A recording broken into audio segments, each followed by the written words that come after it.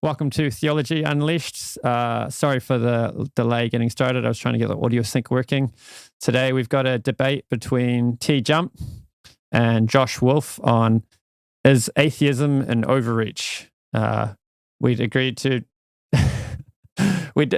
define atheism as the positive belief that God doesn't exist for the purpose of the debate. Obviously, people have different ideas what the words mean. This is what we're meaning today.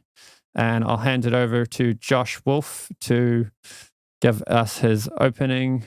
Thanks, Arjuna.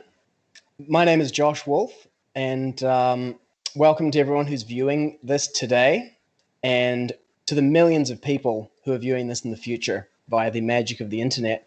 And welcome to my esteemed opponent, TJump, all the way from the United States. He's taken a break from his presidential campaign to come and debate me on this topic. Really appreciate it. A little bit about me. I'm 46 years old. I'll be 47 in a few months. And I joined the Hare Krishnas when I was 23. So I've been practicing that for like the last 23 years. And I'm originally from New Zealand. That's where I live now. But I've spent 20 years of my life living outside of New Zealand in various places, South America, Australia, and traveled quite a bit around the world. I work in software, computer programming. And I'm still obviously a practicing Hare Krishna, and I have a son, married.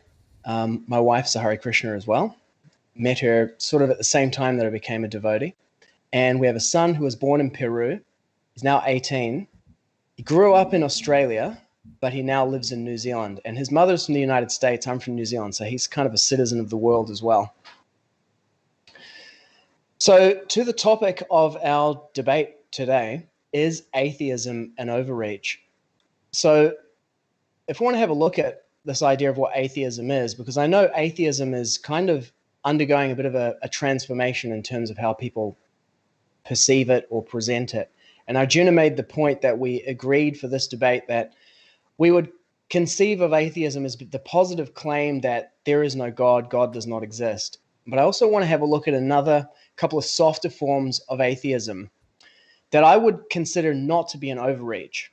So you have this idea of atheism that's almost like an agnosticism, which is the claim that kind of there's insufficient evidence, and one of these two, either we don't know, by which I mean nobody knows, and if you want to make that a little stronger, you could say nobody could know, and then there's an even softer version of that, which is I don't know.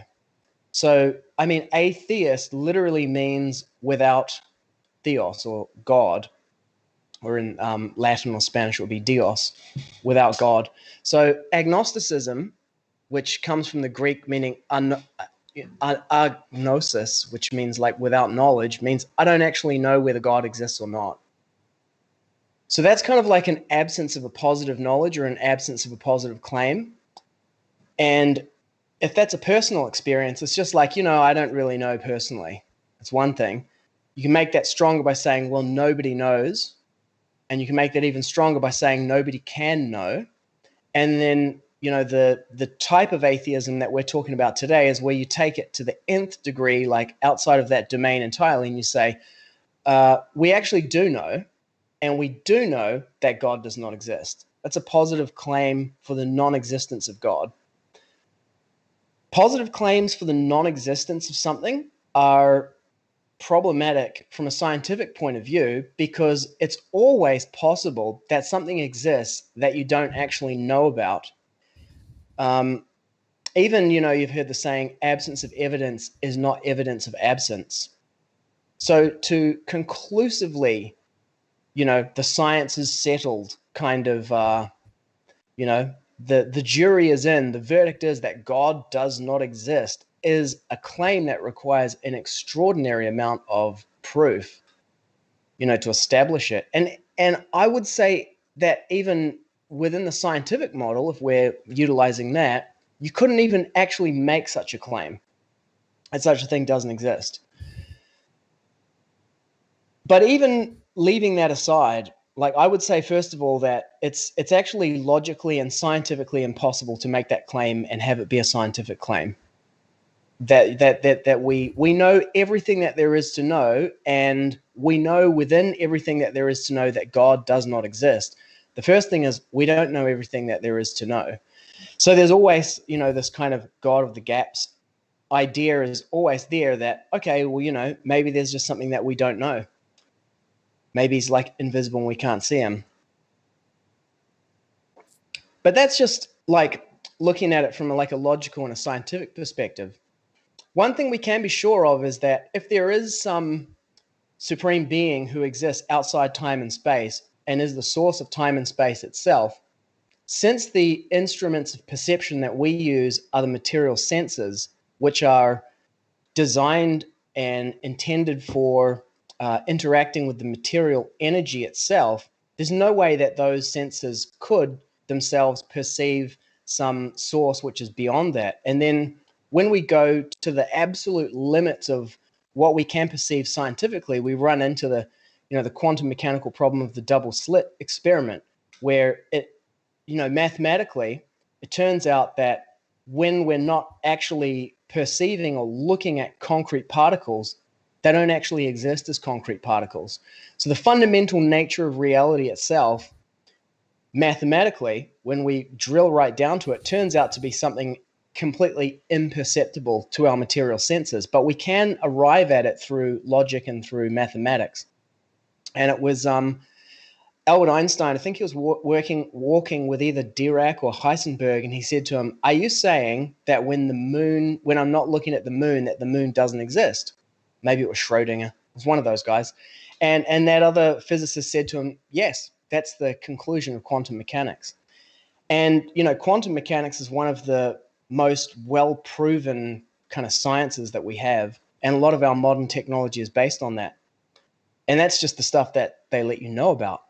But moving on from that point, which is an ancillary digression, here's the thing, is that it is technically impossible for us to perceive God directly with our senses.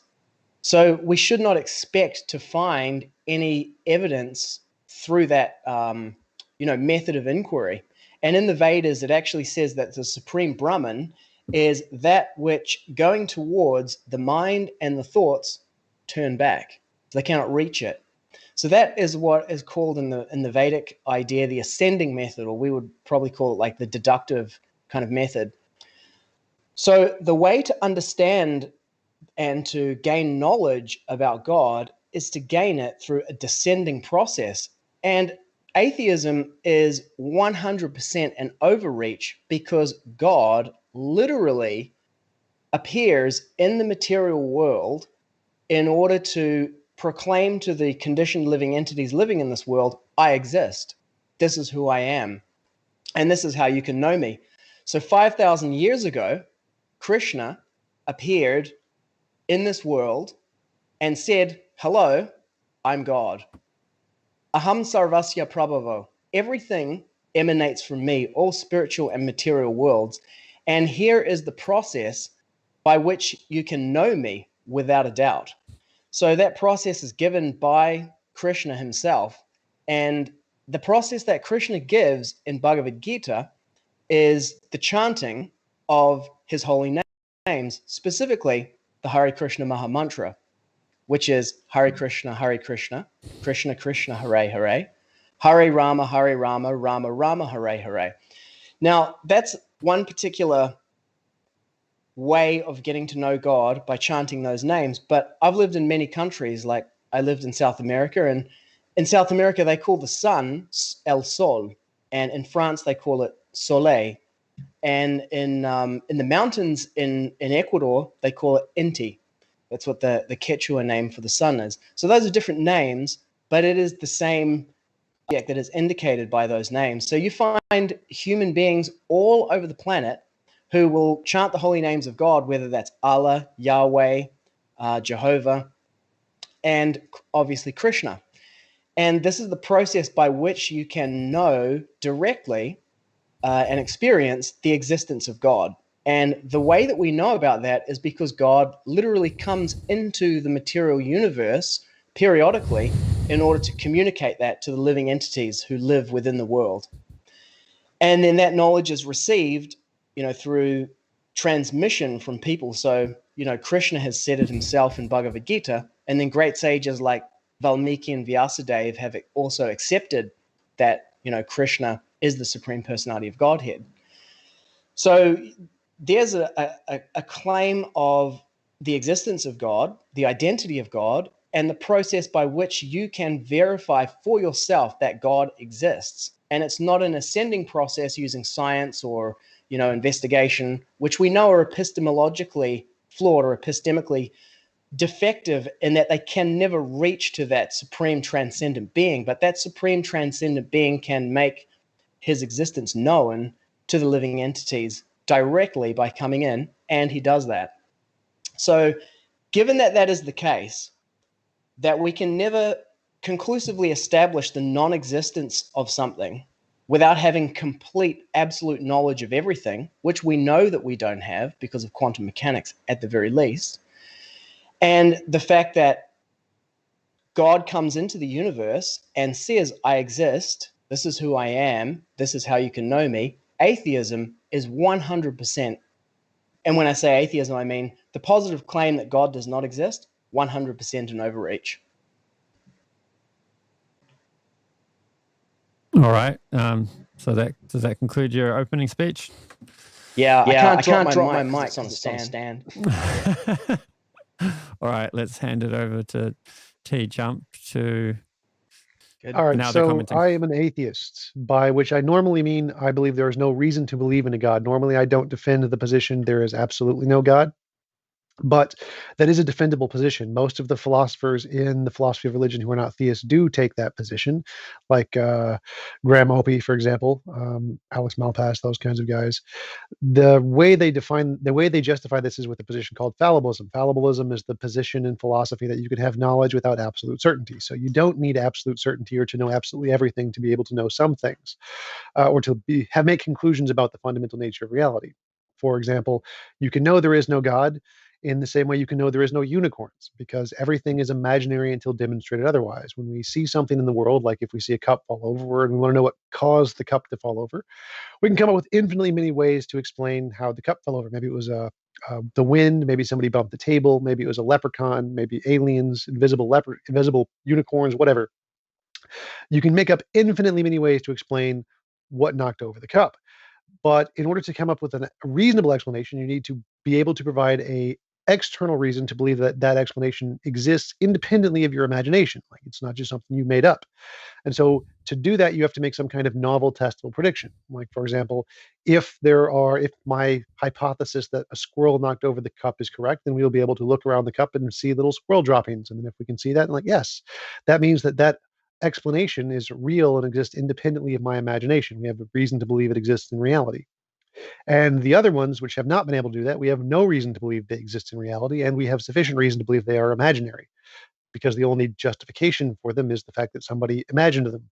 The same thing applies to a God. If you hypothesize that there is a God that does things in the world, if you want to show that your hypothesis is not imaginary, you need to be able to make some kind of novel testable predictions. If you cannot do that, then it is reasonable to conclude that your God is imaginary and only exists in your head. And if all such God beings are only things that have ever been shown to be imaginary in people's heads, and there is no reason to believe there is any particular one that exists outside of our heads as anything more than imaginary, then it is reasonable to conclude there is no God. They're all just imaginary concepts we've made up in our head. And so the position of atheism as a belief that there is no God is completely justifiable, just like the position that there are no mythical creatures like leprechauns and the Loch Ness Monster, Bigfoot, unicorns, cyclopses. It's reasonable to conclude there are none of those such things because, again, the only evidence for them is that they've been made up in our heads.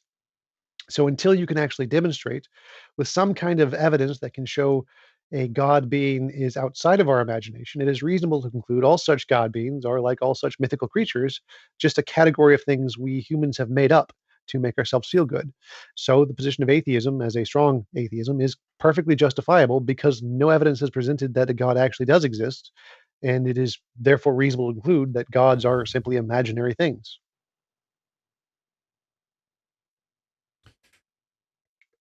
Cool. All right, so now we can move to open discussion. Who wants to start? There is a difference between a unicorn, a leprechaun, the Loch Ness Monster, and Bigfoot, and the Supreme Being who is the source of all spiritual and material worlds. And that is that leprechauns, unicorns, Bigfoot, Loch Ness Monster are all material manifestations, whereas God is categorically distinct from those. For example, a leprechaun... Mind if I just interrupt right there? Well, that's not the case. There are many mythical creatures like ghosts and spirits who are not physical things. So the qualities of the thing being posited makes no difference. It doesn't make a difference if it's physical or non-physical or supernatural, ubernatural. It makes no difference. Everything is imaginary until demonstrated otherwise. And so if you want to hypothesize that there is a god or a ghost or a leprechaun, physical, non-physical, you can add whatever properties you want to it. It makes no difference at all. Until you can show it's not imaginary, well, then it's reasonable to conclude it is purely imaginary, whether it's physical or not. Well, I challenged that first point that you made there, that, ghosts and, supernatural, what you called supernatural phenomenon there, that they are in a Venn diagram in the same circle as leprechauns. And then in another circle this is a supreme being who is transcendent to the material world and is the source of it. Now, neither ghosts, leprechauns, Loch Ness Monster, Bigfoot, they fall into a Venn diagram with TJump and Josh Wolfe as posited entities within the material universe. None of those are posited as a transcendent source of the material universe. So they're categorically different. No, people can assert them to be whatever they want to assert them to be. You can assert them to be outside of space-time, or you could assert them to have created God if you want. You can say there is a magical leprechaun that created the Hare Krishna god, Brahma. You can assert them in any way you want. It makes no difference to the hypothesis. So the qualities of the thing you're asserting are irrelevant.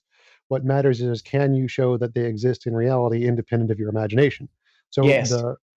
That would be the question. As long as you can't do that, then atheism is justified. Yeah, so you have to deal with the fact that Krishna comes into the material world and says, I exist. Like Jesus? Here's a process by which you can know me. Like Jesus? Well, Jesus doesn't say he's the source of all spiritual and material worlds. Yeah, he did. Alpha and Omega. That's kind of what it means. The beginning and the end? Yes, so of everything. That is kind of the point. In the beginning, there was the Word. And I was with the Word, is what he said. He didn't say, I am the Word. You can take that interpretation if you'd like, but the classical Christian interpretation is that the Word came from God. The Word was the God that was the beginning, and prior to the Word, there was just the God, and so the Word was, in fact, the beginning of the universe, the Big Bang, more or less. Well, we are not interested in interpretations. We're interested in what he actually said. And Krishna says, Aham sarvasya prabhavo, I am the source of all spiritual and material worlds. So why you don't accept that? Well, I don't. What they particularly said doesn't make a difference. Again, you can put anything into your hypothesis you want. You can say, I believe there is a round square, and then that's fine too. Like I couldn't care less. Mm-hmm. The only thing that matters is, can you show that your imagined hypothesis exists in reality independent of your imagination? The fact that they claimed whatever they claimed, if they claimed they were a round square, again, that would make no difference one way or the other. You'd still have to show, was what they said correspondent to something in reality, or was it just imaginary, like even if they existed? Yes. So that is why Krishna says, here is a process by which you can know me without doubt, asamshayaha. And so by chanting the Hare Krishna Maha Mantra, you can know without a doubt that Krishna is the Supreme Personality of Godhead. So why you don't take that and try it? Okay, let's try it. What is it? It's Hare Krishna, Hare Krishna. Hare Krishna, Hare Krishna. Okay. Let me help you out here. I can do this. Put it in the chat. I'll just streaming it live. Can you make it go faster? Hare Krishna, Hare Krishna, Krishna, Krishna, Hare, Hare, Hare Rama, Rana, Hare Rana, Rana, Rana, Hare, Hare. Was something supposed to happen now? Was it magic words? Oh God, there he is. He's up there. He's purple and pink and looks a lot like Jesus. We just ruined TJump's career. So it's like Yeah, just ruined your career as an atheist. You're now a devotee of Krishna. Yep. One who even chants the name of Krishna once is a devotee of Krishna. Awesome. Can I get paid now? Does he like send a check to my bank account every month? Is that how this works? Spiritual credits only. What's like, you see, the thing is, it's a process, like anything, like, I mean, you don't go to school on the first day and suddenly, okay, now I know everything that there is to know about this thing. Or, yeah, but you normally learn one thing at least. So that phrase gave me nothing. I've learned nothing. No, you have. Krishna is the Supreme Personality of Godhead. I do not know that. Well, it's a working hypothesis that you can test. It's like going to the gym to get six-pack abs, It's a process that you go through to get it. Not everyone has six-pack abs, but I go to the doctor and get liposuction. That's how I get six-pack abs. That's much, much easier. But so even if we take this hypothesis you think is true, that's great. The test has failed so far, so until it actually starts to succeed, I have no reason to believe in God, and I'm justifiably an atheist, that there is no God and it's just imaginary and there's nothing beyond that. Well, that would be like saying that, like, I did some crunches and like changed my diet for one day, but I don't have six-pack abs, therefore it's imaginary. But people do have six-pack abs. And many people have reported that by chanting the Hare Krishna Maha Mantra, they attained God realization. And there are many accounts of that throughout hundreds, thousands of years. Okay, but their accounts aren't evidence. So if I had like an account of a 300-pound man saying he had six packs like months ago, I'd be like, that's great. Could you actually demonstrate this in some way? Their testimony isn't evidence it's actually true. It's just more things in their imagination. Again, the criteria here is you need some way to differentiate. Is this in our imagination or is it in reality? And just saying, well, it's in lots of people's imagination does absolutely nothing to indicate that. There's lots of people who can imagine Bigfoot. It does not, the number of people does not increase the probability of Bigfoot existing. So you need to show it exists independent of imagination. Yeah, you can experience direct perception of the self through realization. Krishna says in Bhagavad Gita, Pratyaksha Vargamam Damyam Susukam Kartamavyam, that through this process, which is the perfection of religion, you'll directly perceive me. Okay, that's nice. Lots of religions say that. Once it happens, then it's good evidence. Until it happens, it's not evidence. But you will never actually be able to test that hypothesis unless you apply yourself to it. Yes, lots of people have and have converted away from Hare Krishna. Yeah. So, but that doesn't disprove anything. That's like saying lots of people bought this how to get six-pack abs course on Facebook, but not all of them got six-pack abs. It's like, sure, Yes, but if the test is specifically that the God claims that you can, in fact, know them with 100% certainty, and it does not work with 100% certainty, then that is a falsification of the God statement. Well, it's not. It's like if I'm selling my six-pack abs program on Facebook and I say, you follow this program, you'll get six-pack abs. You buy the program and then you're like, nah, didn't work. But, maybe you just didn't do it. And that's what most people run into, is they just don't actually do it. I said the thing you said to say. It didn't work. So obviously there's some additional criteria. It's not just to say the thing. It's you have to do some other set of things in addition to that. So you haven't provided like a whole list. What is the whole list here that I'm supposed to go through? No, you just do that continually. Oh God. So that's a couple hours a day. A day. So continually for like, so when can we falsify this? When can we say it definitely did not work? How many times do I have to say it until we can say, yep, it's false? Well, there's no amount. Okay, so in science, there's this thing called falsifiability. Like if I said there is a man named Bob in that direction, and you go 1,000,000 miles in that direction and do not find Bob, well, I can just say, oh, well, you need to go another 1,000,000 miles. He's out there somewhere. He's just there's no limit to how far you can travel. He's just in that direction somewhere. That's called unfalsifiable claims. So in order to be a scientific claim that actually qualifies as evidence, you need to make it falsifiable. You need to say, at this point, if you have not found Bob, then I was wrong.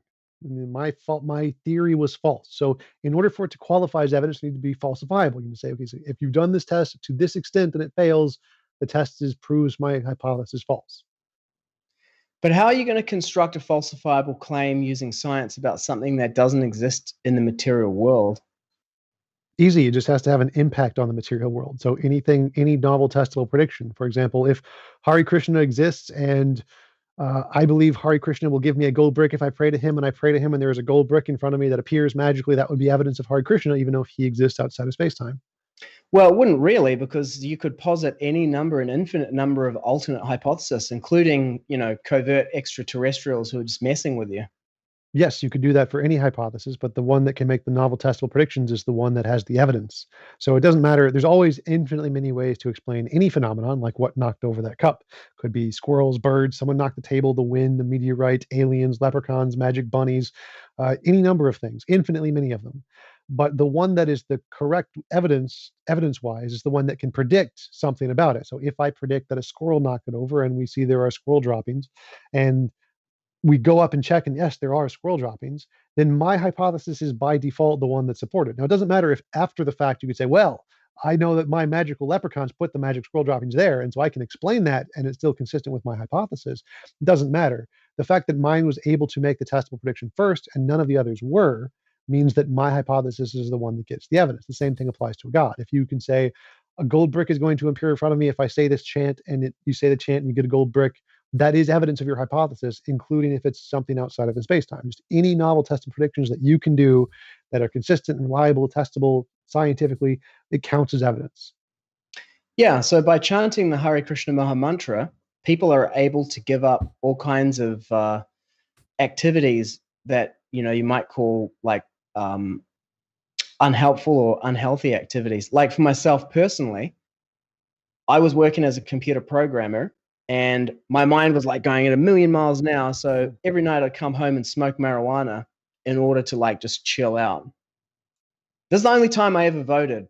It was like 30 years ago. I voted for the National Organization for the Reform of Marijuana Laws, and we didn't win. And I was like, this is a waste of time. So I've never voted since then. It's back on the referendum this year, but I've kind of changed my view on it now. Anyway, what happened to me was I started chanting this Hare Krishna Maha Mantra. And one day I came home from work, I smoked some marijuana, and I noticed that my mind had become more disturbed than it was before I smoked it. And so I took out my beads, because, we chant the mantra with beads. I chanted that Maha Mantra 108 times, and then I was completely sober. And since that day, which is like 23, 24 years ago, never smoked it again. Okay, so things you do that affect your brain affect your brain. I don't see how this is particularly spectacular. So like chanting a mantra is something you do that affects your brain. It's neuroplasticity. We know that doing certain things repetitively has that effect on your brain. It's why people with obsessive compulsive disorder do things over and over and over again. And so doing something over and over and over again can cause you to be relaxed, can lower stress, and can change your mental states. Like, I don't see why any of that would be evidence of Hare Krishna, especially not if it wasn't a testable prediction. Yeah, because Krishna says this is the process by which you can know me. And part of that process is that you become saintly along the way, that your bad qualities will diminish, and then your saintly qualities will increase. Compassion, patience. Okay, so again, not evidence that Hare Krishna exists. The fact that chanting a meditation that has specific values and getting obsessed with that set of values means you will do things that are in correlation with that set of values. Like if you are a lover of cheese and you get indoctrinated into the cheese cult, then it is reasonable to say you will like cheese more if you are more into this cult. And so, is that evidence that the cult god is real? No, it just means you're spending more time around cheese-related things, and the neuroplastic capabilities of your brain cause you to be more open to cheese. Like, this is not magic. It's just things that affect your brain affect your brain. Yeah, exactly. I mean, you can come up with an infinite number of hypotheses like that, right? To retroactively or retrospectively describe something. But Krishna has made a testable prediction about it. And then you apply the process, and then you say, okay, that worked. So along the way, you have like validation or verification that, okay, this is actually doing what it said it would do on the box. So that increases your faith or your strength of your hypothesis that, okay, Krishna is the supreme personality of Godhead, just like he says he is. Okay, so let me clarify. To be a testable prediction has to be novel, has to be something new. Like I can predict the sun is going to rise tomorrow, and the fact that the sun rises tomorrow is evidence the spaghetti monster is the real true God that created the universe. Clearly, no one's going to accept it as evidence. We already know the sun is going to rise tomorrow. So for it to be a good novel testable prediction, I have to like predict that gold brick is going to appear in front of me if I pray to the spaghetti monster. And if that happens, then that would be good evidence. So in order to be a testable prediction, it has to be something we don't already know. And the reason I keep bringing up these other examples is the things you're predicting are things we already know. Like psychology has already explained these. We've known these for tens of thousands of years before even Hinduism existed. So this is not a novel testable prediction. This is just common psychology. We know all this happens already. If you chant or get absorbed into an ideology, then you become more culpable or whatever, absorbent of the ideology's tenets. Like, yes, we already know that. That's why Rome banned religions. That's why many cultures kill off other religions. As we already knew that. So that's not a novel testable prediction. That's like saying the sun is going to rise tomorrow, therefore the spaghetti monster. Or, well, if I get absorbed into this ideology, therefore Hare Krishna. Like, no, we already know all that. So it needs to be a new testable prediction, a novel thing that we don't know yet. The thing about that is that, as Krishna says, the human form of life is meant for God realization. So all of the things that you mentioned are evidence that the human form of life really is neurologically designed for realizing the existence of God through these practices. Like animals don't do this kind of stuff. Only human beings do. Actually, animals do the exact same kinds of stuff. We've done many tests with monkeys where we gave them money. We actually introduced money to them. And when they get interested in money, they became obsessed with money and started to trade it firstly for sex was the first thing they did. So the exact same thing applies to animals where they get into this certain kind of an ideology that has these certain kinds of tenets, and their neuroplasticity causes them to become more open to those kinds of tenets. In this case, it was the doctrine of money. We gave them this ideology. They adopted the ideology. They became more obsessed with the ideology and started to adopt its principles. The exact same thing happens regardless of whether it's a religious belief or Star Trek. It doesn't make a difference at all, and does happen to every other animal that are those are these social ones. I'm sorry, I didn't quite get how that was a refutation of what I said. Okay, so the condition you're describing is where if we have a religious belief and we start to do the things that are in the doctrine of the religious belief, then our belief system or our actions will start to mirror the doctrine of the religious belief. So we have an ideology. An ideology has tenets, and if we follow that ideology, our belief system will start to match it. The same thing applies to literally every ideology. It doesn't matter if it's political, monetary, economic, religious. They all work the exact same way. You have an ideology. If you begin to follow and get ingrained in that ideology, the neuroplasticity of the brain will start to mirror that, and you will start to understand it more and be more open to it. That's why most of the people who go into philosophy of religion, more of them convert to Christianity than the other way around. Because if you indoctrinate yourself with or inundate yourself with a certain ideology, you become open to that ideology's tenets. And it applies not only to Hare Krishna, but to literally every ideology, or literally every idea of ideology. So none of that is special. That's literally the same phenomenon we've seen in every human interaction ever. Yeah, so the human being is designed for that. It's a feature of the human form of life. Right, but that has nothing to do with religion. That's just how ideologies and neuroplasticity function. So like if you join a cheese cult, you are more likely to like cheese. Is that evidence that we are designed to like cheese? No. It's just evidence that we are a social creature, and then when we are a part of a social group, we tend to align with the social group. There's nothing about this that means that God exists anymore, then cheese is the supreme being. Well, it's evidence that human beings have the capability to apply themselves to a process by which they can realize the existence of God. And Krishna comes into the material world and says, I'm God, and here's a process that you can apply yourself to by which you can realize me. So, I mean, human beings are capable of creating technology. They're capable of creating societies, secret societies, all kinds of stuff like that. And when they apply that same human faculty to realizing the existence of the supreme being, they're also capable of doing that. But what stops people from doing that is they start with a presupposition that God doesn't exist, and they just never apply themselves to it. So it's like someone who, just never does what it takes to get six-pack abs. They're just never going to get them. But you can. You're capable. Well, that's obviously false. I mean, most people don't start with the presupposition there is no God. Atheism is a minority position. So most people do presuppose there is a God, strangely enough. But presuppositions have nothing to do with it at all. It's simply that anytime you devote yourself to an ideology, or like getting six-pack abs, then your brain will change in order to mimic the things that you're doing. Like, and the more you do something, the more the neuroplasticity of your brain develops around the thing you're doing. Always. It doesn't matter what it is. It has nothing to do with religion or magical cheese. So saying that this is evidence of Hare Krishna because he said if you repeat this ideology over and over again that it'll change the neuroplasticity of your brain is no more evidence of Hare Krishna than the cheese cult saying, well, if you repeat these mantras of the cheese, then it'll cause neuroplasticity to change in your brain around the cheese. It isn't actually evidence of magical cheese any more than Hare Krishna. How do you know that? Because without doing it? What do you mean? Like, I'm granting that it works. So I know it works because of neuroplasticity. I'm saying that the fact it works isn't evidence of Hare Krishna because it works for contradictory ideologies equally. Yeah, but what I'm saying is that when you apply that faculty of the human being to a transcendent subject matter, you realize the existence of your own transcendental identity and the identity of that transcendental source of the spiritual material worlds. Now, if you apply it to any material thing like cheese or money or anything like that, you're going to realize a material result. But what I'm saying is that when you apply that, as Krishna says, he says, if you apply this process to me, you'll know me without a doubt. That's actually the way to directly experience the existence of God.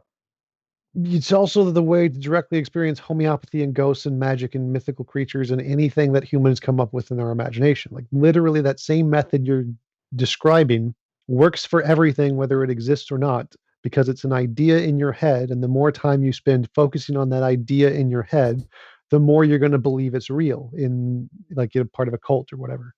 So, okay, so your claim is that because you can develop like devotion to some imaginary thing that doesn't exist, therefore anything that you develop devotion to doesn't exist? Is that what you're saying? No, I'm saying that, again, the criterion of evidence is we need some way to differentiate imagination from reality. So we have this method that you're proposing that we have a devotion for some ideology, and that if we have devotion for this ideology, we will come to believe it's real. Well, I'm not saying a devotion to an ideology. I never mentioned ideology at all. Hare Krishna, it's ideology, right? It's a religious ideology. No, Krishna is a person.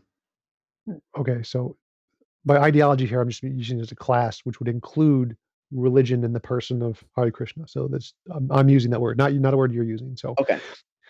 In this context, the method you're proposing is if you have a devotion for something and you focus on this something, you will eventually believe it exists or come to know it, is the words you used. And that same method can be used for Hare Krishna as well as the magical cheese monster, the spaghetti monster, homeopathy, magic, whatever. And so this method you're proposing cannot differentiate between imagination and reality because it leads us to the same conclusion that these imaginary things are real, even if you think Hare Krishna is real. So that method definitely does not work to differentiate imagination from reality. So that method is not evidence that Hare Krishna is real because it could just as easily be one of the imaginary things. The thing about it is, if we go back to the flying spaghetti monster, if you were to describe the flying spaghetti monster with the exact characteristics of Krishna, the flying spaghetti monster is the source of all spiritual and material worlds. You're basically just using a different word to describe Krishna, is all you're doing there. Right. That's why I included many things like political ideologies, economic ideologies, magical cheese. Like, I'm making these distinctions to show these are not Hare Krishna. They're not at all like Hare Krishna. They're just material things we've made up specifically for the purpose of just making them up. We can believe in those silly things using the same method that you are prescribing to believe in Hare Krishna. So the method you're proposing can work for anything, whether it has Hare Krishna's properties or not, whether it's a contradiction to Hare Krishna, whether it's just a round square. It makes no difference just because that's how the human brain works. Yeah. Well, the difference between a magical cheese and Krishna is that magical cheese doesn't appear in the material world and say, I exist and I'm the source of all spiritual material worlds. And Krishna does. Well, it appears in our imagination. We imagine it to do that, just like we imagine Hare Krishna does. But I don't see any evidence that Hare Krishna actually existed in the material world ever. Yeah, well, thousands of people over thousands of years, hundreds of thousands of people, and more importantly, great sages like Valmiki, Vyasadeva, have accepted Krishna as the Supreme Personality of Godhead. Yes, and billions of people have accepted Islam and Christianity. That's not evidence they're true. So again, that's just showing people imagine it to be the case. But how do you show it is actually the case independent of people's imagination? Just quoting lots of people who believe it is just showing that it's in their imagination. Now, if you want to say it's outside of their imagination, how do you do that? Well, you do it with something like science. Is anything outside our imagination? Yes. Can you give an example of something? Yes, this camera lens is outside of my imagination.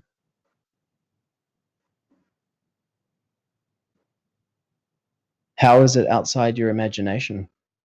Because my imagination cannot affect it. I cannot lift it with my imagination. I cannot morph it with my imagination. I cannot change it with my imagination. If I threw it at you, I couldn't stop it with my imagination, and I couldn't imagine your sensation of it hitting you. My imagination has no impact on it whatsoever in the world. So the world is therefore independent of my imagination. It's a separate kind of a thing because it has different properties. Okay. Yeah, I can get that. So that would be an argument for two minds existing. Well, and so independent of imagination does not mean that it's material world necessarily. So the distinction here is that there is imaginary things which I have control over. So I can like imagine a unicorn and transform it into an apple or whatever. And there are things that are outside of my imagination I do not have control over, like the TV in front of me. Now, it could be the case that the TV is a part of a greater mind or whatever, or maybe a deeper level of my imagination. But there is definitely a distinction between the stuff in my imagination, which is the stuff I have control over, and the stuff outside of that, which I do not have control over. But Whether we label that as material or not is independent of the argument. How do you know that you're not imagining that you don't have control over it? If I was imagining I didn't have control over it, I would still not have control over it because my imagination stopped me from having control over it. So there'd still be a difference. But you wouldn't know. Like, how do you know that you control your imagination? Because I can transform a unicorn into an apple at will. Yeah. So that's like what you can see that you can do. Yes. And then there's these other things that you see that you can't do with your imagination. Yes. But how do you know that that is not a product of your imagination itself?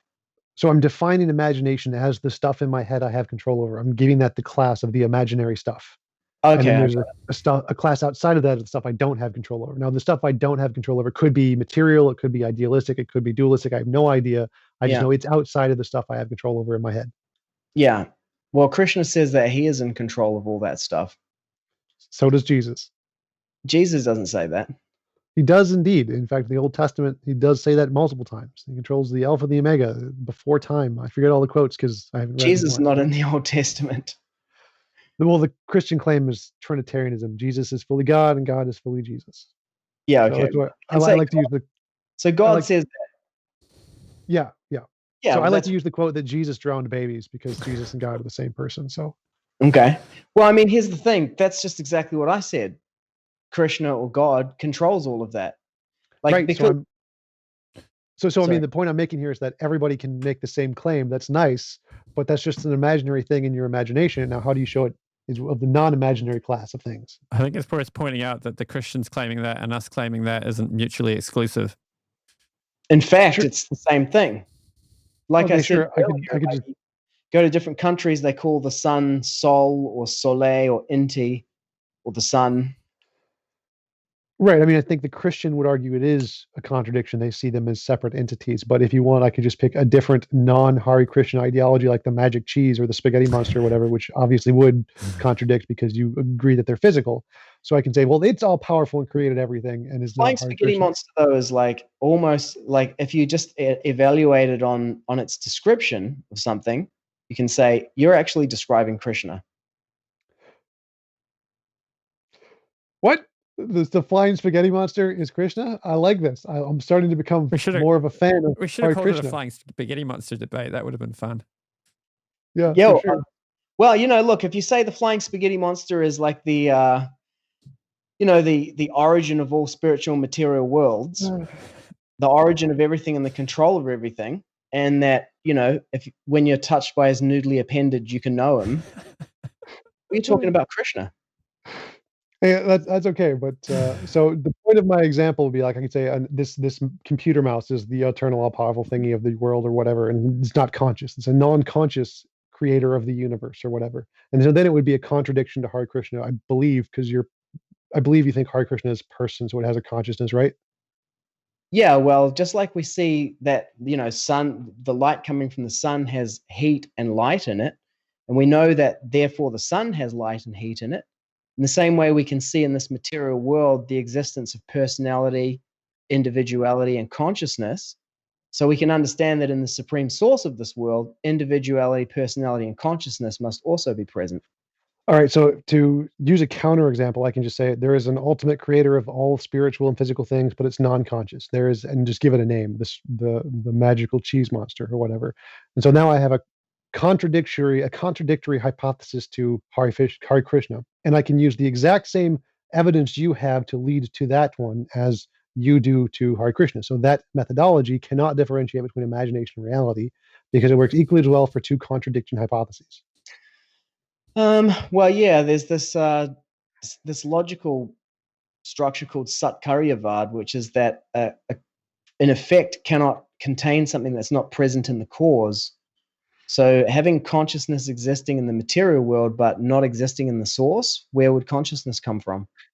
In philosophy, we call that a composition division fallacy. So the properties of the whole and the properties of the parts are separate, and they can both have separate properties. So, for example, no hydrogen atom or no hydrogen and oxygen atoms have a property of wetness, but if you add enough together, you get wetness. Now, obviously, no molecule has the property of wetness, but it clearly came out of the combination of them. So the whole can have something that the parts or the origin does not have. There's no contradiction there. The same would apply to consciousness. It's an emergent property like wetness.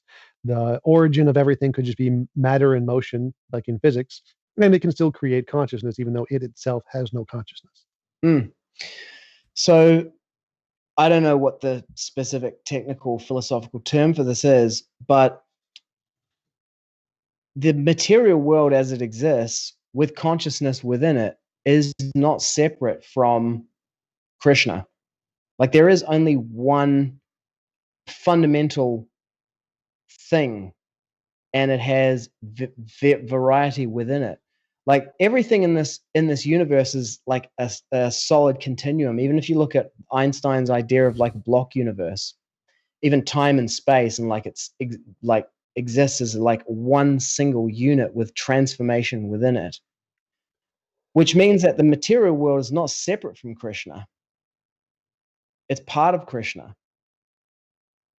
Okay, I mean that's a nice assertion, nice claim. But remember, my original argument is that I can come up with a hypothesis that's mutually exclusive to Hare Krishna, that the same evidence you're using can indicate. And you asked me, well, how can consciousness exist in this alternate hypothesis? And so I just said consciousness can be an emergent property of purely matter with no consciousness. Let's look at the claim that there's the same evidence. So, in what ways are the same evidence? Like, do we have great sages saying this is the case? Are there great sages saying that this philosophy you've described is the case? Yes, anybody who devotes themselves to an ideology, whatever the ideology is, because of neuroplasticity, can cause them to believe anything. So, great sages, I wouldn't consider authorities to be any more or less evidence in the case of testimony at all. That doesn't disprove anything. I mean, What? Like just to say that if you apply yourself to something that you can, that doesn't say anything about the truth of the claim. So the claim is that here is some methodology we can use to indicate Hare Krishna exists. Yes. For that claim to be true, then the methodology has to be able to differentiate imagination from reality. Yep. And so if I can show that the methodology cannot differentiate between imagination and reality, that disproves your claim that this method can indicate Hare Krishna, because it cannot differentiate imagination from reality. But can you actually differentiate reality from imagination anyway? Yes. How? How do you know that what you're actually experiencing right now is real and you're not just imagining that it's real? Remember before where I said the stuff in my imagination I can transform from a unicorn to an apple, and then the stuff outside of it I can't? The stuff outside of it is the class I call reality. Yeah. So there's a difference between the stuff in my imagination, which I can translate Sure. if I want, and the stuff outside of it, which I can't. And the stuff outside of it is the stuff I'm calling reality. Yeah, but you have no way of knowing whether that's actually real or if that's just your perception. So again, I'm just giving it the label that this is real. By real, I mean it's the stuff that I can't imaginarily manipulate. Imaginarily manipulate? Yeah, I get that. But at its fundament of that, there's some axiomatic thing that you're accepting. But even in that idea, you accept that there are some things that are outside of your control. But even your perception itself, as you know, as far of what's possible and what effects you can have, as far as you can know, that's outside of your control as well. Yes, the outside of your control part is the reality part. But what you consider to be outside of your control, see, you're asserting that some things are outside of your control as if that's like a hard reality. Yes. But what's your actual proof that that is a hard reality and not simply an illusion? The fact that I cannot transform my TV into an apple at will and back is like a fact. I literally am incapable of doing this. Now, maybe there's some ability deeper in my mind I haven't unlocked yet that may allow me to do this, but I don't have it yet.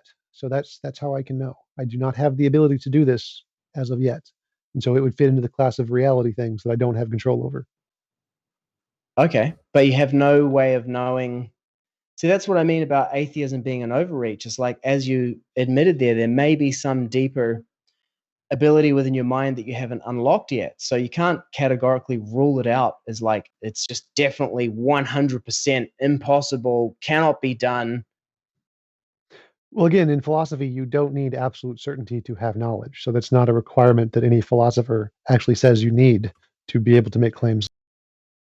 Wouldn't that stop scientific progress though, if you adopted that as like well, since nobody has ever flown, with a heavier than air, heavier than air aircraft, it's just, we don't need complete knowledge of everything to be able to say that it's not possible. No, because saying that it doesn't exist does not mean you can't continue to test it to try and break the rule. Like we do that all the time. Yeah. So that's how you can understand Krishna, by applying exactly that same thing to the process that he gives. Sure, and if you can actually demonstrate it works, that would be great, but I'm still waiting for that. Well, it's ultimately in your own subjective experience, which you've pointed to as like your ultimate evidence for reality. Sure. So I'm still waiting for a way that can differentiate imagination from reality. Like I can do it with my experience because I can't manipulate things like the TV, but I can my unicorn. But I don't see a way to do that in the case of Hare Krishna. Like in that you need some additional metric there that you haven't provided yet. The one you did provide, you can think about it really hard. That works equally as well for things I can imagine in my head and manipulate, and things I can't imagine in my head and manipulate. So that doesn't give us a way to differentiate.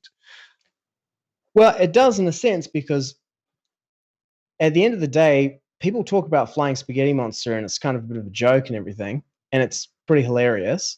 It's very well done, but people don't devote themselves to actually prosecuting and executing that as a process. Whereas with Krishna consciousness and other, religious processes that people have devoted themselves to it, people don't do that for magic cheese.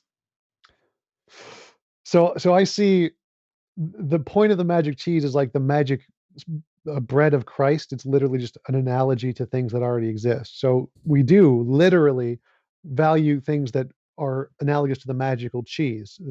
The point of these analogies is that they are mocking religious examples that do exist. So we do literally see those things that people do literally devote themselves to that. In the case of Jesus, it's the magic bread of Christ instead of magical cheese. So we literally do devote and worship very silly things like wooden statues or magical cows, like golden calf statues, all kinds of things. Like literally anything you can imagine, people have worshipped it at some point. So yes, we do. We definitely do have people devoting their lives to very silly ideas all over the world. So I don't think that is a good argument saying, well, people don't devote their lives to silly things. Like, yeah, they do. They really, really do. Yeah. Well, again, I would point to that as like, it's part of the design of the human being that they have the ability to be able to do that. And that's actually the process for realizing reality beyond the limitations of the physical world. So our ability to imagine made up things that don't exist and devote ourselves to those things is the same ability we use to imagine the ultimate supreme being of the universe and devote ourselves to it. Yes. What is stopping that thing from just being, well, maybe it's just one of the imaginary things we're devoting ourselves to?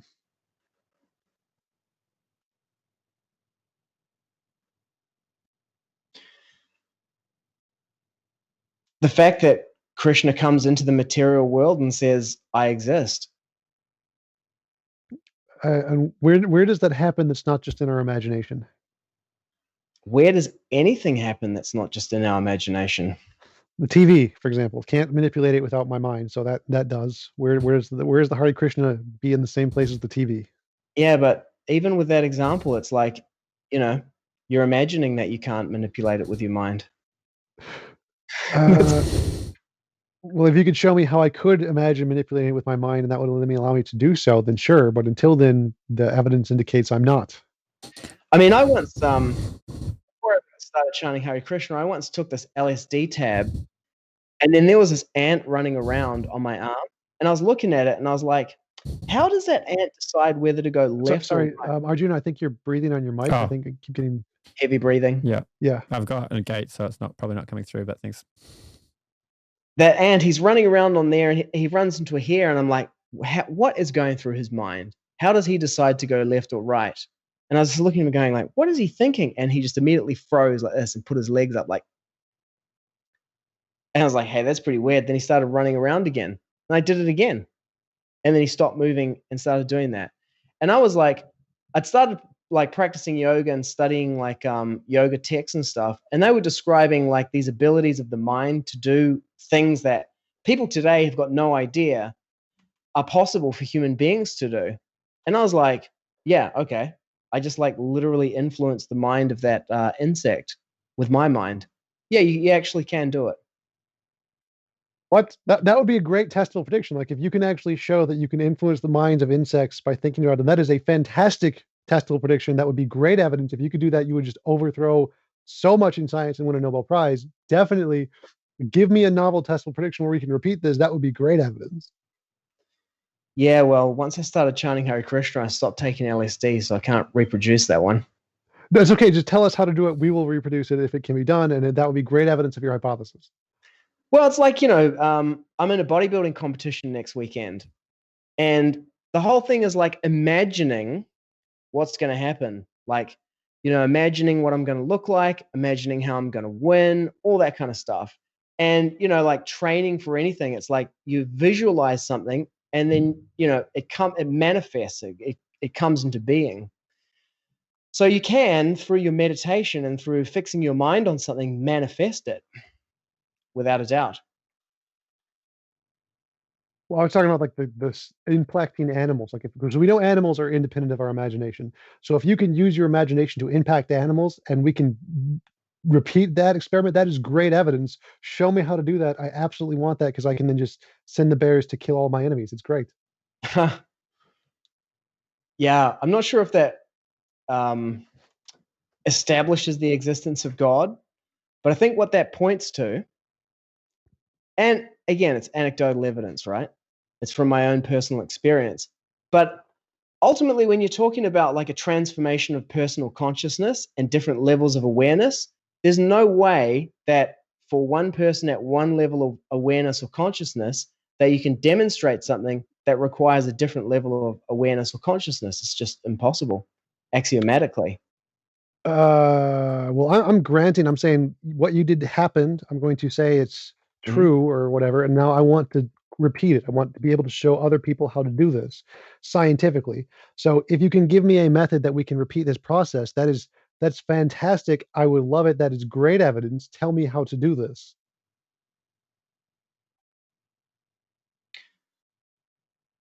I myself, like at the time, was like like I'm missing, like when you do something and you understand like the causal kind of chain behind it, or the theoretical framework that kind of like, the model of how these things interact, what they are, how they relate with each other. I'm not sure what you mean.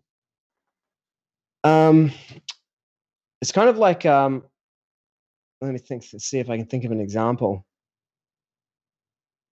Like the cup falling over example, right?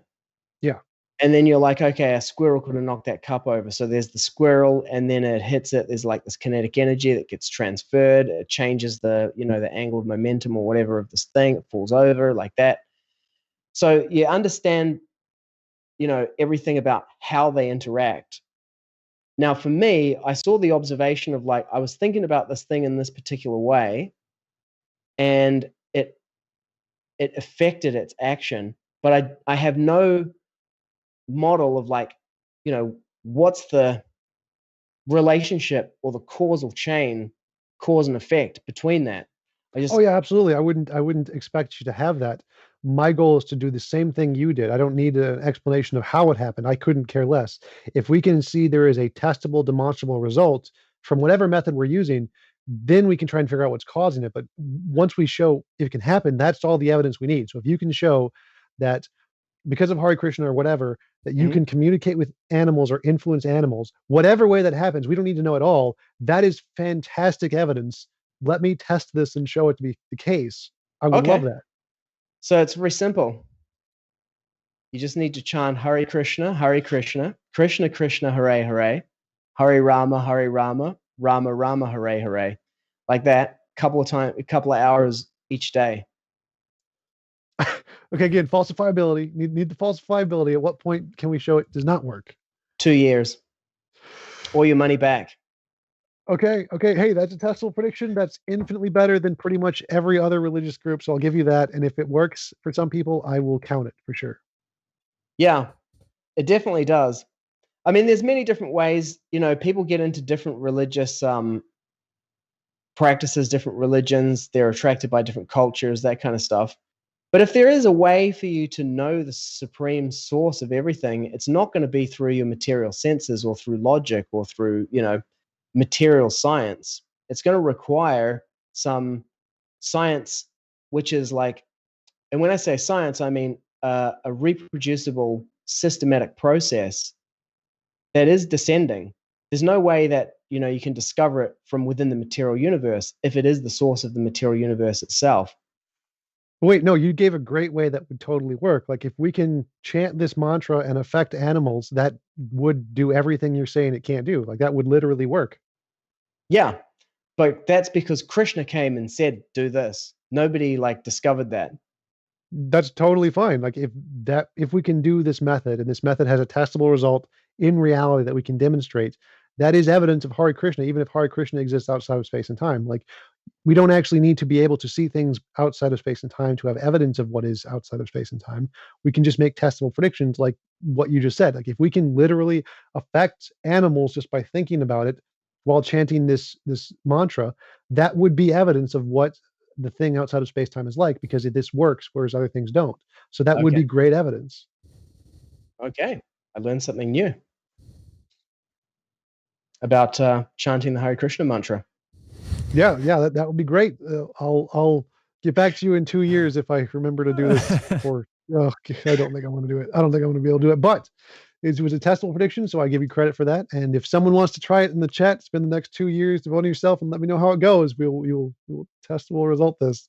Speaking of the chat, how about we do some Q&A? Q&A, okay. I'll start getting those ready. So if you want to put a question in the chat, put question marks at the beginning and I'll start pulling questions up on the screen. But just keep going for another couple of minutes while I get that ready. So weightlifting competition, how much do you weigh? 77 kilos now. I'm American. Oh, multiply by 2 pounds. Math. Arithmetic. I don't have my slide rule. Hang on, let me just try a calculator. I got a slide rule application. No, I'm joking. Calculator. 77 multiplied by 2.2 pounds equals 169.4 pounds, so 170. Wow, I'm bigger than you are. I'm 185. 185. How tall are you? 6'2". Okay. How tall are you?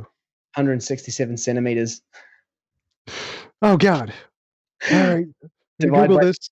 2.54 equals, that's inches. Right. Divide by 12 for feet, right? This 12 was inches to a foot. Yep. 5'4".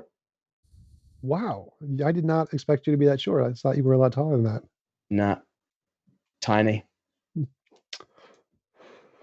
So we got a question? Yeah, can you guys read it? So Critical Chris, it has also, this was from earlier on, I just thought it would be good to pull up. It is also has to be a logical consequence of the hypothesis. What's the entailment from Krishna existing to a change in lifestyle? Sorry, can you run that by me again? It also has to be a logical consequence of the hypothesis. What's the entailment from Krishna existing to a change in lifestyle? So chanting Hare Krishna causes people to change their lifestyle. That just shows chanting Hare Krishna causes people to change their lifestyle. How does it follow from that God exists? It's kind of like Srila B.R. Sridhar Swami said, like it's signs along the way. So as I pointed out before, it strengthens the hypothesis that, okay, this this process works. Okay, William Duke, can Jump repeat his opening argument as to why it can be positively claimed that God does not exist?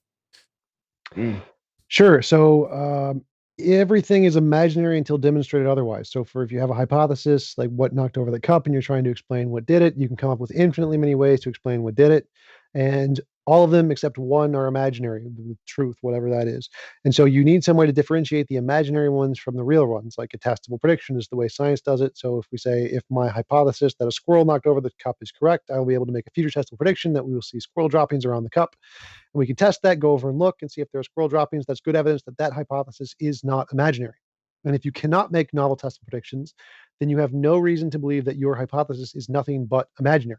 So until you have some kind of evidence that can demonstrate that your hypothesis is not imaginary, it is reasonable to conclude that it is nothing but imaginary. And so all of the hypotheses for God that are unable to make novel testable predictions, it's reasonable to conclude they are imaginary. And since none of them have ever been able to make novel testable predictions, it's reasonable to conclude that all God hypotheses are imaginary because none of them can differentiate between imagination and reality. So that is why it's reasonable to conclude that there are no gods at all because none of them can make novel testable predictions. So it's reasonable to conclude they are all just imaginary. Is that like saying an absence of evidence is reason to conclude something is imaginary? An absence of evidence that something is not imaginary is reason to conclude it is imaginary. Okay. Yes. Yeah, I guess that as a working hypothesis, you could take that approach, but what you really miss out on then is the opportunity of actually discovering it through direct perception. Direct perception seems to not work as a method to differentiate imagination from reality. But that's exactly every time we come to this, you always go to direct perception as your test for what's imaginary and what's real. I can't affect the television, so therefore the television is real, but that's your just direct perception. Right, it's the direct perception plus an additional methodology to that. So it's not just direct perception, it's direct perception plus this way to differentiate the imaginary things and the non-imaginary things. So yes, you use direct perception in addition to another methodology, and those combined things gives us a way to differentiate, not just direct perception. Direct perception on its own does not. All right, Achudananda Das. Joshua, how many years have you chanted this Hare Krishna mantra, and what experience have you had with that? What experiences have you had with that made you believe there is a God named Krishna? Well, I've been chanting it since 96, 97. So how long's that? Maths. 23 years? 23 years. So 23 years, yeah. What experience have you had with that made you believe there is a God named Krishna?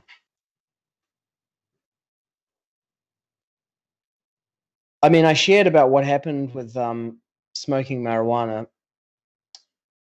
I mean, I left New Zealand and went and lived in South America for 3 years. I was like, one time in South America, we had to go from Peru to Ecuador to get our passports stamped. I was wearing my Hare Krishna robes. It's early in the morning because we'd traveled overnight.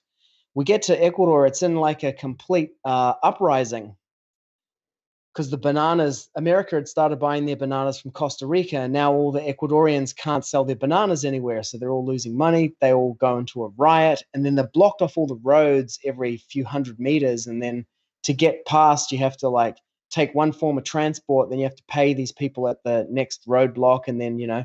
So we end up on these bicycles, and these guys are cycling us. There's two of us.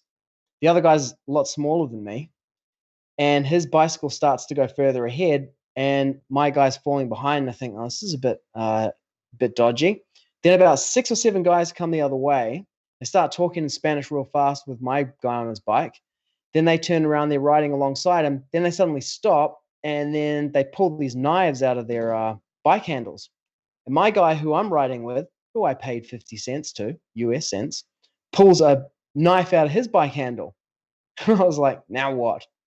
So I just jumped off the bike and just started walking straight down the road away from them, chanting Hare Krishna, Krishna Krishna, Hare Hare, Hare Ram, Ram Ram, Hare Hare, like this, waiting for the like knife in my back or something. And then next thing, a couple minutes later, the guy pulls up alongside me and goes, "Oh, jump on." So I jump back on the bike, and then he continues taking me down the road. And I had like lots of experiences like that. And the thing about that is, like, without having started chanting the Hare Krishna Maha Mantra, I'm just some guy from New Zealand. I would never have found myself in Ecuador in the middle of a riot, rolling around chanting Hare Krishna. So what happened with the knives? Was he like a master knifeman, and all of your guys were like dead on the side when it's just him left and covered in blood? It's like, we got this, we're going, we're good. No, dude, really paid off. He was waiting to get his cut of the whatever they managed to get from me. I was like, "Et tu, Brute? No, you as well." Yeah. But then, like, yeah, I just was like, yeah, you know, I mean, if I hadn't been chanting Hare Krishna, and if chanting Hare Krishna wasn't my thing, I would have been like, you know, what I considered I could manipulate, and what was like a hard reality out there that was immutable would have been completely different. I didn't even know what I was going to do. I was like, I'm just going to chant Hare Krishna. And so I just did that. And then, you know, those guys with the knives just effectively disappeared. Right, Ruslan, if I set a text-to-speech bot that will chant this mantra for 2 years, will this bot know Krishna? Well, if you have the bot doing it so that you can hear it, you'll know Krishna. You should do that, TJump. You want to get the controlling the animals, there's the shortcut. You get a bot to do it for you. I like it. We're getting a lot closer to the how to test this now. JP says did the 4-hour spiritual week or something video, and he recorded himself saying all his affirmations, and then put it on repeat on iTunes so he wouldn't have to say them, and then he put it on mute so he wouldn't have to listen to them.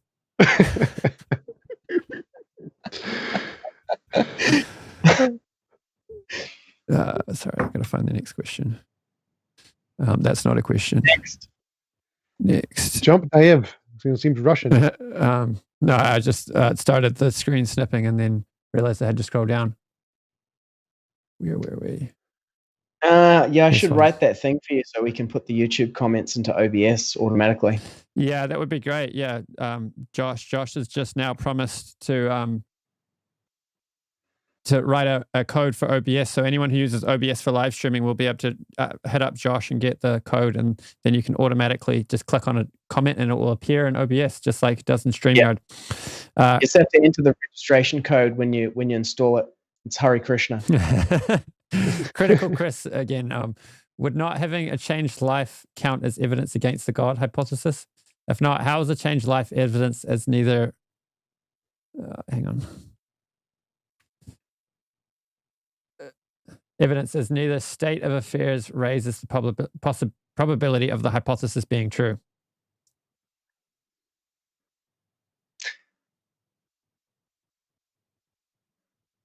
You know, it's kind of like faith more than anything else.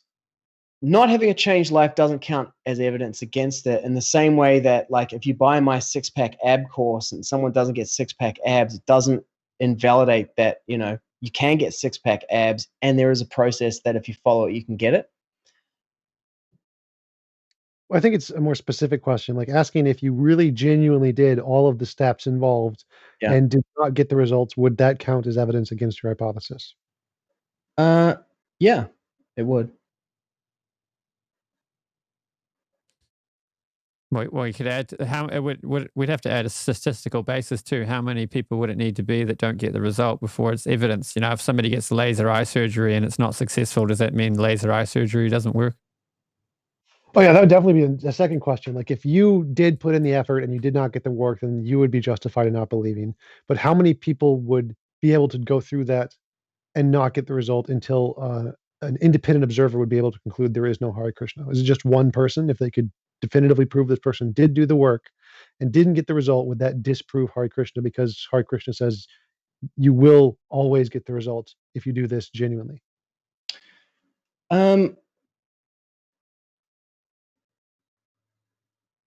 I don't think so.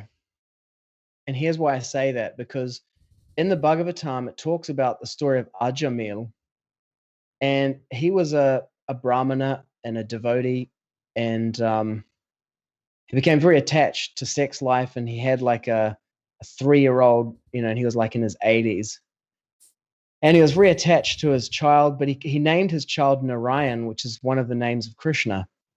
And anyway, he just like kind of gave up all of his spiritual practice and everything, was just completely absorbed in this little kid. And then time came where he was dying, leaving his body. The Yamadutas came, the you know, these entities who come to pull his subtle body and his soul out of that physical body. And then he saw them as they were coming to get him, and he freaked out, and he was calling out for his son Narayan.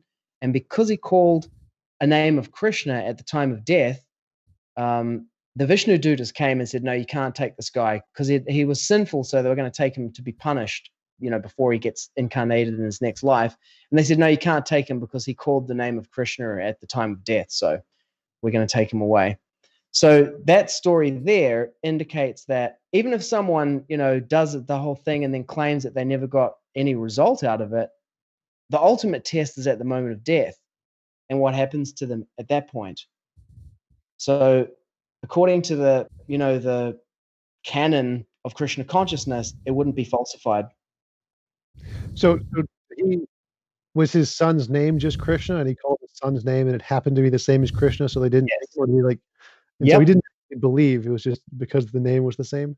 Yeah, exactly. So that's why I named my son like that. All right. So Josh, is there a first specific reason that convinced you this God is real? This God, I mean, how did you become a Hare Krishna first? How did I become a Hare Krishna? So I was raised as a Christian, and kind of like, you know, I remember being like 10 years old and asking on a Christian camp late at night, you know, to the camp counselor guy or whatever, like, you know, what about was a problem of evil, all that kind of stuff. Why would God create these living entities from nothing and then say, you have to love me and accept me, otherwise I'm going to send you to burn in hell for eternity? I was like, dude, that sounds weird. That doesn't sound like a loving God to me. It sounds abusive. So, you know, I was like, what about these people who are born in these other places, never heard about Jesus? What happens to them? And, you know, didn't work for me. So I kind of fell away from that. And then I started practicing yoga and doing meditation. And then for me, it's been kind of like, it's just mystical, because like, you know, if you like, here's the easy way. If you want to know if God is real or not, you just pray to God, if you are real, please reveal yourself to me. I want to know. And that's how it's been for me. Like, I just went like on a journey. I read these books. It said, you know, in the books it said you can only go so far through the practice of meditation and yoga by yourself. You need to find a guru. all yoga comes from the Bhagavad Gita. So I was like, okay, I need to find a guru. So left out of my house, went hitchhiking around the country. New Year's Eve, 1996, I arrive in this small town, the exact geographical center of New Zealand, and I'm walking down the street, and this tall, orange-robed American guy walks up to me with a Bhagavad Gita in his hand, and this goes like this. He's like, hey, we're just showing people this book today.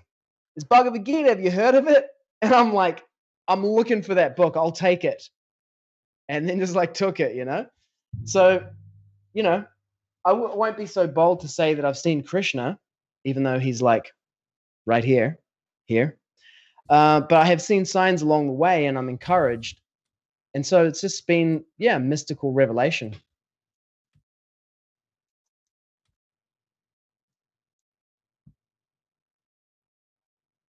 All right. Jai Sri Chaitanya Jaya Nityananda is saying the founder of our movement predicted a nuclear holocaust in about 3 years. Would that be proof of God if that happens? You want to comment on that? Could you say that whole thing one more time? Could you say the whole name? So, Jaya is pointing out that Prabhupada predicted a nuclear holocaust in 3 years. Could you say her actual name? Oh, Jaya Sri Chaitanya Jaya Nityananda. We sing it too. It's part of a song. Jaya Advaita Chandra Jaya Gora Bhakta Vrinda. I'm not much of a singer though.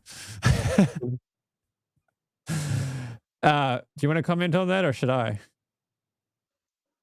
Well, TJump, would you accept that as conclusive proof?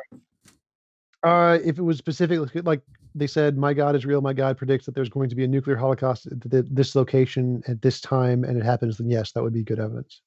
I have an issue with that kind of prediction because Prabhupada didn't claim to be infallible with regards to, predicting mundane things like what's going to happen with politics. And he would comment on it, but he would be clear when he was commenting on these things that he was giving an opinion and not giving absolute knowledge. And these mundane things can go in different directions depending on what decisions people make. So I wouldn't really give too much weight to that kind of prophecy. I wouldn't call it a prophecy. I would be kind of like, okay, it's interesting, but let me see a little bit more about what's behind this, because alternative hypotheses of how it was predicted. Like maybe they got someone on the inside who knows, or I don't know, maybe astrology is real. Who knows? Okay, are there any more questions? I think I've got through them all. If I've missed it, maybe you can. Got a lower standard of what he requires to believe in God than me.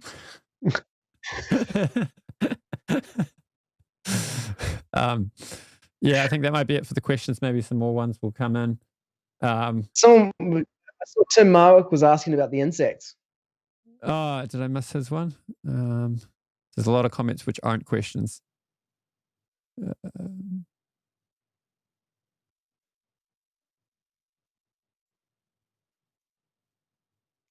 I can't see one from Tim. Maybe he can just comment it again if he still wants to ask it. Going back to the analogy of looking for, what were you saying? What was your analogy, Tom, of looking for somebody in the woods and it's just saying you just have to keep going further, and anyone who doesn't find them, you just tell them to go farther? Yeah, like unfalsifiable claim. If I said Bob is somewhere in that Bob, direction, right. you travel 1 million miles and don't find Bob. Well, I can say, well, no, my hypothesis has not been falsified because Bob could just be more farther that way. You haven't checked all the way that way yet. And so you just keep going infinitely and never find Bob. And I can never claim that. Yeah, so, exactly. So what if over a period of thousands of years, millions of people have found Bob, and currently in this world today, there's thousands of people who have also found Bob? Well, if you can show us how to find Bob, that's great. We'll find Bob. Here's that mantra again. Just saying.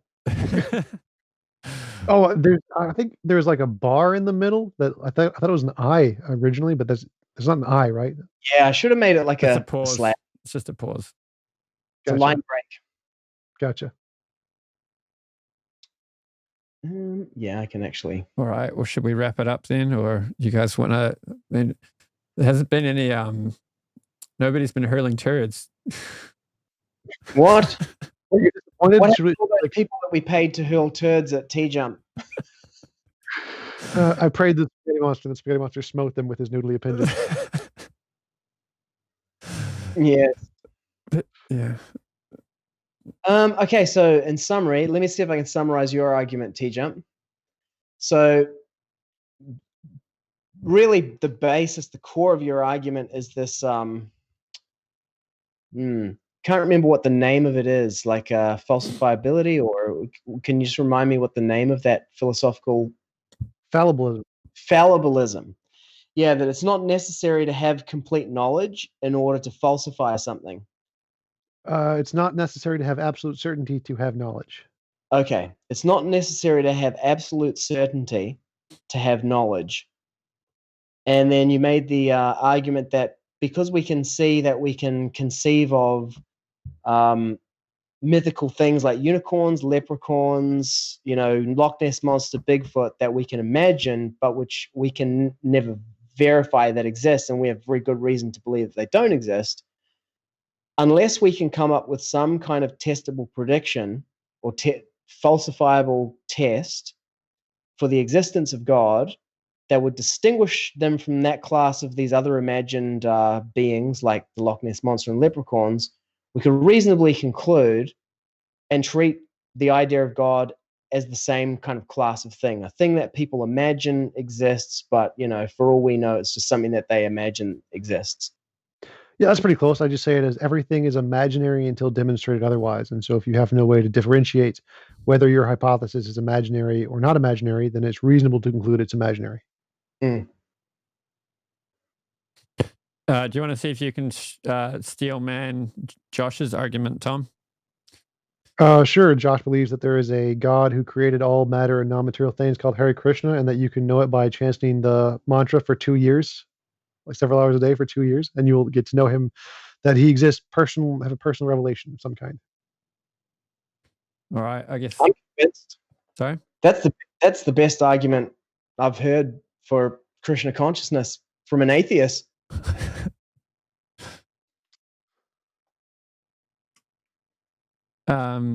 I guess we'll wrap it up here. Someone wants us to get TJump to chant the mantra again without the I. Sure. Make it go faster. Hare Krishna, Hare Krishna, Krishna, Krishna, Hare, Hare, Hare Rama, Hare Rama, Rama, Rama, Hare, Hare. I should have done this. There you go. Yeah. You're on your way to controlling. There's a bigger version of it. But anyway, once it's enough. It's easy. I was trying to get a high resolution one. Anyway, so thanks for tuning in. We've got some more debates with TJump coming in next week. I'll post the time later, but it's happening at our 6 a.m. because we've got a devotee in South Africa called Varahadas debating TJump on does God exist? That one should be interesting. Good old fashioned does God exist? This one. Huh? It's like the inverse of this argument. Yeah, the inverse of this debate.